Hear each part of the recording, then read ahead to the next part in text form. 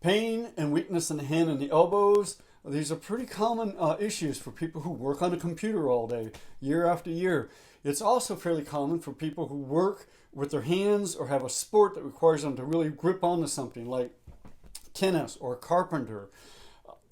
Usually what happens is we get tightness in the forearms, we get stiffness in the hands, and then it starts to build up into weakness. Like we just have a hard time really gripping things, and then we can have pain on either the inside or the outside of our elbow.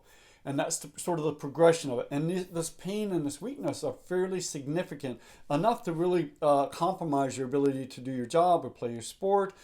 So it can be a big, big deal. It's important, really important for you to do the self-care and the foam rolling on the forearms before they become a serious problem, because when they're hurting and they're in pain and inflamed, it's much harder to take care of it and deal with those issues. Now, muscles tend to get tighter as we get older, but it's not age that's causing that. It is the accumulation of all the stuff that we've done to our muscles over the years as we've gotten older. So it is an accumulative, basically scar tissue and adhesions, and those are things that we can take care of. Those are things that we can get rid of. And that's our goal here. Our goal is to help you understand why your muscles get tight, and then what the symptoms or the issues that can develop from those tight muscles, and then give you the skills that you can take care of them, because you can. It's something that you can do. So our mission really is to teach you the self-care skills and the foam rolling skills that you need to be able to have a wonderful and pain-free life. So where do these muscles locate? We're talking about the forearms. When we talk about tightness in the forearms, tightness in the hands, weakness in the hand grip, pain in the elbows, we're talking a lot about the muscles in the forearm region.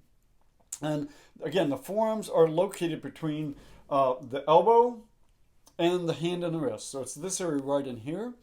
We have two sides of our forearms. We have the front side, or we call this the non-hairy side. It's the one with less hair on it. And we have the back side, which is the hairier side. So this is the back side, this is the front side. The muscles on the front of your forearms start really attached down here at the fingers and into the palm of the hands, and all run down to the inside part of your elbow. And if we flip our hands over, the muscles on the back side of your forearms basically attach on the back of the fingers, the back of the palm, or the back of the hand, run down and attach to the outside part of your forearm or your elbow. So that's generally the location of those. There are roughly 18 muscles in this region. 14 or 18 muscles. The ones that we just talked about, the ones that are here, well, I'll tell you what they do, but there's 14 of those. That's a lot of muscles in a very tight, small, compact area. So when they start giving you trouble, they are going to give you a whole lot of trouble. 14 to 18 muscles worth of problems. So how do you find this on yourself? How do you find these muscles, or how do you find the forearm on yourself? Well, take your hand, put it out here like this, take your other hand, and put it right on that non-hairy side, and then just move your hands up and down just like this, and you will feel the movement of these muscles.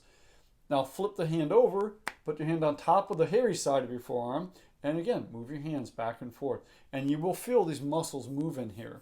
That's a great way to locate those on yourself. So what do these muscles do?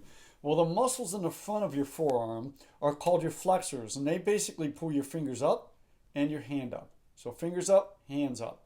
If we flip over on the hairy side, these are called your extensors, and they take your fingers and pull them up, or your wrist and pull it up.